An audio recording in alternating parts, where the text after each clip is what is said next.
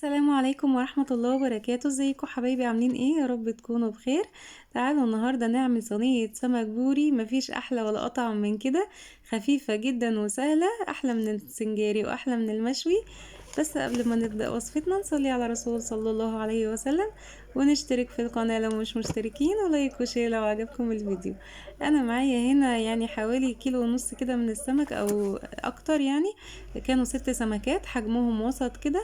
منضفه السمك كده، مش منضفاه قوي يعني، مش شايله الديل ولا الزعانف اللي في الجناب. انا شايله بس القلب بتاعه والزعانف اللي من فوق، وفتحاه كده بالطول زي ما انتم شايفين، بس مش فاتحه السمكيه للاخر. فتحاه كده بس زي ما انتم شفتوا كده، وعامله له فتحات من فوق عشان التتبيله تتشرب في كل السمكيه. ومعايا هنا خضار فلفل الوان كده، هقطعه معاكم. يعني لو مفيش فلفل الوان ممكن تستخدمي فلفل اخضر بس مفيش مشكله. بس طبعا انتوا عارفين الفلفل الالوان بيعزز الطعم وقيمة غذائية اكبر. وممكن في الوقت ده لو ما عندكيش تعملي بس فلفل اخضر وجزر مبشور.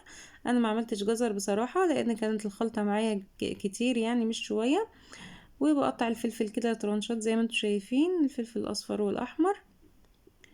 وهعمل برضو فلفل اخضر وفلفل حامي، فلفلاية واحدة بس حامية، عشان كده يخلي السمك بتاعنا كده فيه تحريشة حلوة.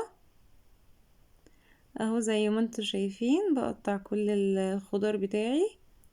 اللهم صل وسلم وبارك عليك يا حبيبي يا رسول الله. وبصراحة صينية السمك دي يا جماعة يعني بصراحة احلى من السنجاري. انا السمك بتاعي كان وسط، ما كانش كبير قوي. وعشان ما ينشفش مني انا سبته مقفول كده وما فتحتهوش سنجاري. طبعا السنجاري بتفضلي بقى تدوري على اكبر صينية عندك في البيت عشان تحطي فيها. انما ديت لا خالص، بصينية كويسة معقولة يعني. هتاخد كل الكمية معاكي. والحشو بيبقى جوه السمكية كده برضو، والسمكية بتبقى محتفظة بطراوتها، مش بتنشف ولا اي حاجة. وخصوصا لو السمك مش كبير هيبقى حلو جدا. كنت دايما اجيب السمك الوسط او الصغير ده اشويه، عشان اقول لو عملته سنجاري هينشف.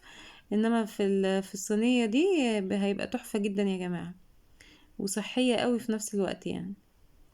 وقطعت كده كام طماطمايه برضو، قسمت الواحدة 2 كده وقطعتها ترنشات خفيفة. وكان عندي بصلاية برضو كبيرة قطعتها كده ترنشات برضو خفيفة. اهو زي ما انتم شايفين.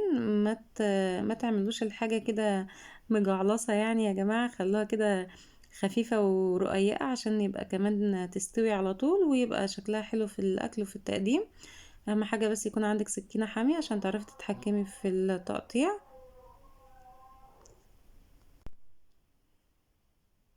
اهو كده زي ما انتم شايفين قطعت كل الخضار بتاعي. وكان معايا هنا بقدونس على كزبرة، قطعتهم. ما كانش فيه كرفس بصراحة، ما لقيتش كرفس في اليوم ده في السوق. الكرفس كمان بيبقى حلو قوي في الوصفة دي.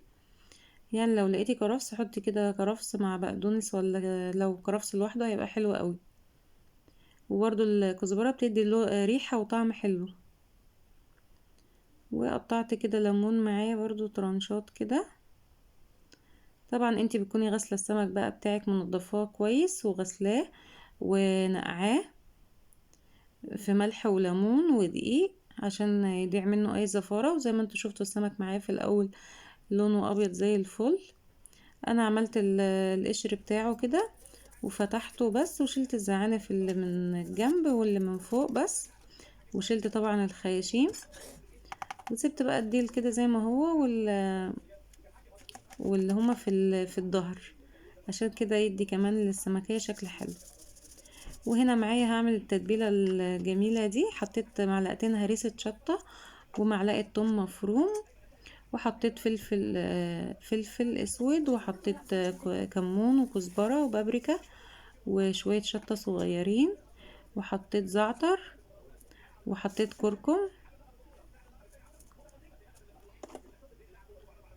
التتبيلة دي حلوة قوي، بتدي طعم وريحة حلوين قوي. اهو كركم زي ما انت شفتوا. ولو عندك بهارات سمك، وعصرت ليمونتين كده.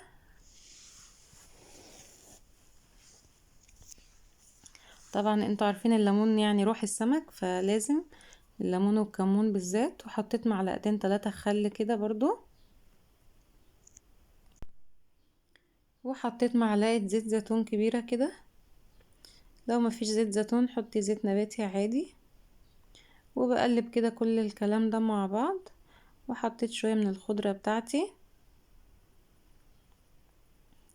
وبزود نقطتين بس مية كده عشان يبقى الخليط سايل شوية معايا. وبجيب السمك بقى بتاعي، شايفين السمك لونه حلو ازاي. بعمل الفتحات دي كده من الناحية اللي مش مفتوحة عشان تستحمل معايا. شايفين انا فتحها كده للاخر عشان التتبيلة تدخل في كل السمكية وتدي طعم حلو. وبتبل كده بالتتبيلة دي كده من بره من جوه كده، وبحط من جوه وبحط في الفتحات اللي من بره دي اهو. بسيبه بس حوالي مفيش ربع ساعة، وممكن اعمله على طول. وبجيب بقى الخضار بتاعي الجميل ده بحطه كده في طبق فاضي، واحط عليه باقي التتبيلة اللي كانت فاضلة عندي. وبزود بقى الخضرة الحلوة بتاعتي دي عليها، وبحط الملح بتاعي المظبوط حسب الرغبة طبعا. وحطيت شوية فلفل وكمون برضو، قصدي كمون وكزبرة وبهارات سمك وبابريكا وشوية زيت زيتون برضو. ولو التوم عندك مش كفاية حطي برضو نص معلقة توم. توم طبعا بيدي طعم حلو قوي للسمك. وهاجي عندي صينية فاضية كده هدهنها بس دهنة زيت، واحط بقى كده كمية حلوة من الخلطة الجميلة بتاعتي دي كده من تحت. ممكن لو عايزة بقى تحطي بطاطس في الوقت ده هتبقى حلوة قوي برضو. انا عملته قبل كده السنجاري وحطيت تحتيه بطاطس. وبجيب السمك بتاعي كده برضو بحط له حشوة من اللي هي بتاعة الخضار دي اهو، بملاها كلها كده بالطول. يعني بصراحة حاجة تفتح النفس وهو لسه ني اصلا كمان اهو كده زي ما انتم شايفين. وبخلي الفتحات اللي انا فتحاها دي كده من على الوش. شايفين ما بتاخدش مكان كبير زي السنجاري المفتوح، وبيبقى طعم جدا اهو. ولا تشوي بقى ولا تقلي ولا الكلام ده، ولا بياخد دهون كتير ولا اي حاجة. وكده كده سمك البوري بيبقى فيه كمية دهون. وبمسك كده الليمون بتاعي بقطع الترانشات دي الواحدة 2، وبحط كده في الفتحات يعني منظر جمالي كده شكله حلو قوي. شايفين يا جماعة الجمال؟ تحفة تحفة تحفة اهو. شايفين يعني لوحة فنية ما شاء الله. وبكون طبعا مولعة الفرن بتاعي كده من فوق ومن تحت، واحط كده شوية زيت زيتون على الوش عشان يتحمر بسرعة اهو زي ما انتم شايفين. وهنا كنت عامله الرز بقى الصياديه بتاعي ده، ما عملتوش بقى معاكم في الفيديو عشان الفيديو ما يبقاش طويل عليكم. وبعد ما طلعت السمك بقى من الفرن شايفين الشكل بتاعه.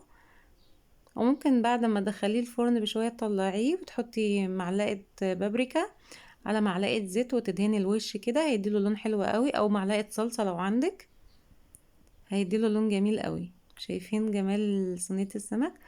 والريحة في الوقت ده تحفة. وطبعا الزعتر كمان بيدي ريحة حلوة قوي للتتبيلة دي، وهو تغيير في الأكل وحاجة مفيدة جدا. شايفين جمال صينية السمك؟ ما شاء الله. وهو اوريكم السمكية من جوه بيضة وعاملة ازاي ومستوية، والطعم خرافة يا جماعة ما شاء الله. يعني جربوها وقولوا لي رأيكم في الكومنتات. ويا ريت اللي وصل معايا لحد هنا ما ينساش اللايك والاشتراك في القناة لو مش مشترك، والكومنت بتاعكم الحلو اللي بيساعدني. ودي كانت سفرتنا النهاردة، وده كان فيديو النهاردة. أشوفكم في فيديو جديد. مع السلامة.